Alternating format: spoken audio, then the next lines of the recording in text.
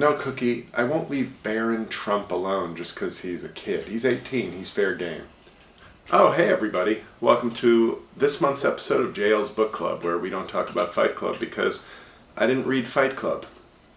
Before we get to this month's 2 books, okay, that's double the books for the same amount of apathy my Patreon subscribers show to the content I put up.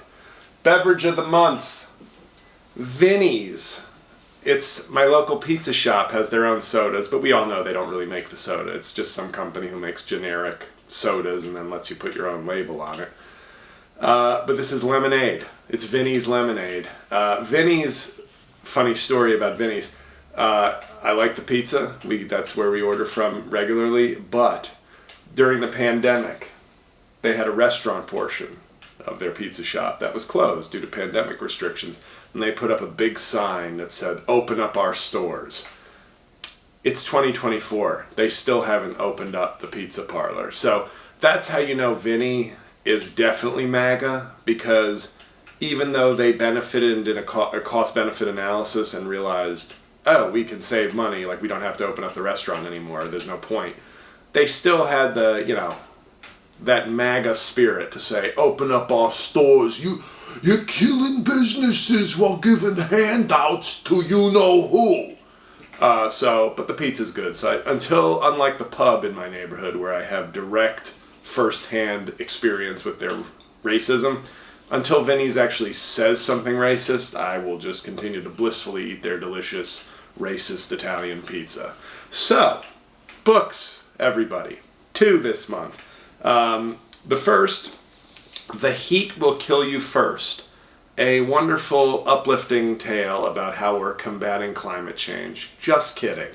It's by Jeff Goodell, like Roger Goodell, no relation, I believe. He wrote a book that I read several years ago called The Waters Will Rise, which is about coastal flooding, which was a very eye-opening book about how little we're doing and how cities like Miami and Houston will one day be water world. And the selfishness and greed of real estate speculators and the ineptitude of the government to just do what's important, which is like, yeah, we're not going to insure your flood-prone area anymore. And then everybody will cry and bitch, but, at some point we're going to have, trillion-dollar disasters flooding cities. And it's like, please help us, Democrats. You got to help us.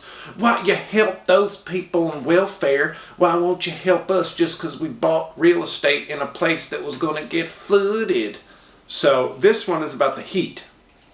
And it's, in a way, more depressing because even though drowning is one of my ways that I don't want to go, the heat, the way he describes heat destroying nature and killing people is really scary. And the worst is yet to come, apparently. Now, I'm going to read you one little passage in here, mainly because it really echoes what I've been writing and saying for years, including in my blog from several years ago called Convenience is Killing Us, or Convenience Will Kill Us. And then I saw some guy on Medium wrote a post like over a year later called Convenience is Killing Us. And I was like, fuck off. So here's a passage that I just thought was perfect. It's from the chapter Cheap Cold Air, which is about air conditioning. Air conditioning is a distinctly American invention, as red, white, and blue as a double cheeseburger with a Coke and a side of fries. And like hamburgers and Cokes, it quickly went from an American curiosity to a global addiction.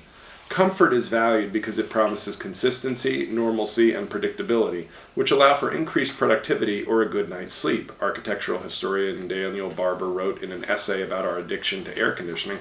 Comfort indicates that one has risen above the inconsistencies of the natural world and triumphed, not only over nature and the weather, but over chance itself. We can rely on comfort. It will be there when we get back. It's a false victory, however. The quest for comfort at all costs, or to be more precise, the sense that comfort is an inalienable right of modern life, is wreaking havoc on our world. As Barber put it, comfort is destroying the future, one click at a time. Couldn't agree more, and that applies across the board, of course.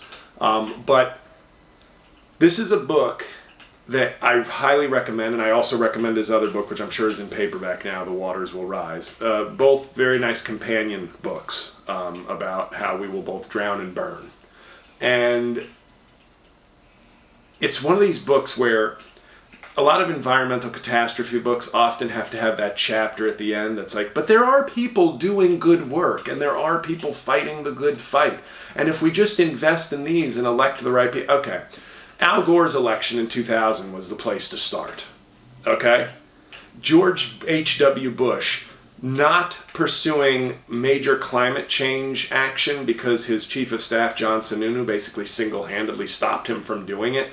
It was a great article a few years ago in the New York Times Magazine that was so eye-opening because you were like, wow, John Sununu, the chief of staff for George H.W. Bush, what a powerful figure to fuck up things that should have been done 40 years ago. This was before Republicans decided that climate change was a tool of radical left devils.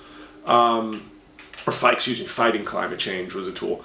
Electing Al Gore in 2000 would have been what we should have done. Obama, obviously twice. Biden, Hillary Clinton should have been elected in 2016. We should be going for the second term of Hillary Clinton and the sixth straight term of a Democratic president fighting climate change and doing its right.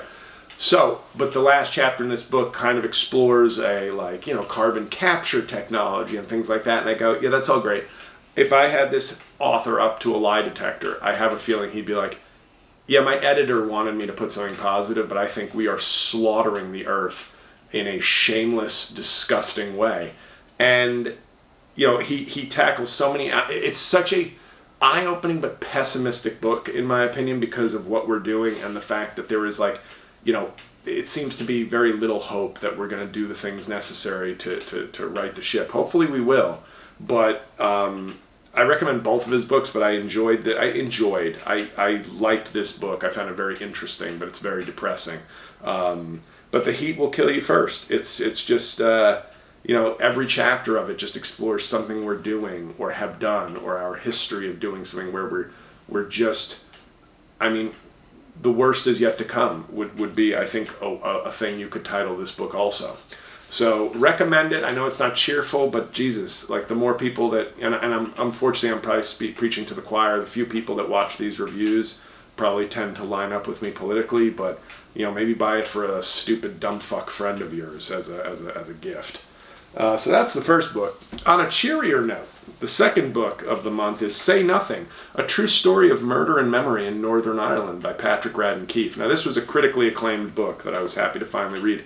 I read it over the course of 4 days, including a yeoman 260 pages during one of my Amtrak trips recently. So I got this done in time in March. I'm half Irish, as everybody knows, and I always laugh. St. Patrick's Day is the one day a year where I get, I don't get the proper half white respect that I deserve. Every other day it's the half black respect. So it's good. I'm a man, like in comedy, I'm a man without a country. But this was, as somebody, and I've got several books on Haiti lined up, I feel like I've been allowed to be sort of culturally relatively unaware of both my sides. I feel like both sides of my family would have liked it if I was more invested in each side, but I'm an American, and that's the beauty of this country. Not black, not white, I'm American. Why can't we just be like that? Well, now as I get older, I want to know more about my peoples. And this is a really... I don't know how comprehensive it is, but I thought it was going to be just kind of a murder mystery related to the IRA, but it's actually a deep, really well-written, engaging narrative of the conflict in Northern Ireland. Now, I'm half Northern Irish. That's where my grandfather was from. Fermanagh, one of the 6 counties in Northern Ireland. And my mom recently said, she was like, I think my father was always annoyed that his passport said UK instead of Irish because he was technically a UK citizen. Catholics from Northern Ireland, where they were the minority. The pale white Palestinians, if you will. But reading this gave me so much information about, you just hear it. The troubles and the fight for it. But I didn't, this is really comprehensive. And it's just so, it's such a good read if you're at all interested in Northern Ireland and the fight for independence and the Catholic Protestant troubles.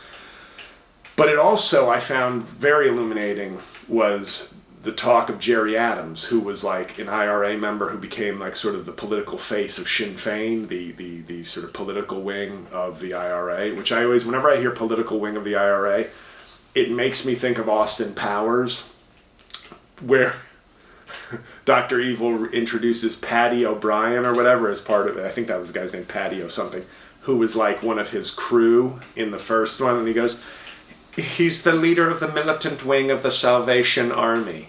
Never fails to make me laugh, that line. And it makes me, when I hear militant wing of the Salvation Army, I think political wing of of the IRA. But the Jerry Adams talk in this book is really fascinating because he has, in my lifetime, he's always been the sort of polished face, the baritone, public face and leader of like sort of the political movement. But turns out he was like a fucking hardcore, cold mob boss in a way. And the book is very honest about that and sort of reflects on the fact that, like, yes, he might have been a sociopath, as many of his former associates accused him of, and yet without him and without the cold decisions, the brutal decisions he sometimes made, would you have the peace that you now have in Ireland? And that's an interesting question when you look at different struggles in the world. And I'm not going to equate it to any one thing, one way or the other, but you start to see history is often made by people willing to sacrifice the present and sacrifice people for a better overall future. And but it also explores the murder of one woman who appeared to be sort of innocent of things, but it was so tense. And the passage I'm going to read involves that woman who is murdered. Okay. To the McConville children, one night in particular would forever stand out. Jean had recently, and it's Jean, it's not Jean, because it's Ireland. If this were me in the book, it'd be Jean. Jean had recently returned from the hospital, and there was a protracted gun battle outside the door. Then the shooting stopped, and they heard a voice. Help me. It was a man's voice, not local. Please, God, I don't want to die. It was a soldier, a British soldier. Help me, he cried. As her children watched, Jean McConville rose from the floor where they had been cowering and moved to the door. Peeking outside, she saw the soldier. He was wounded, lying in the gallery out front. The children remember her re-entering the apartment and retrieving a pillow, which she brought to the soldier. Then she comforted him, murmuring a prayer and cradling his head, before eventually creeping back into the flat. Archie, who was with Robert in prison, was the oldest child there, admonished her mother for intervening. You're only asking for trouble, he said.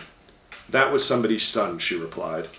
The McConvilles never saw the soldier again, and to this day the children cannot say what became of him.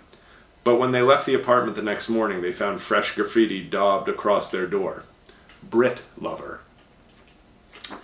So it's, like I said, if this book had been drier, I don't think I'd be reviewing it right now. I don't think I would have been able to mow through, nearly 300 pages in one day.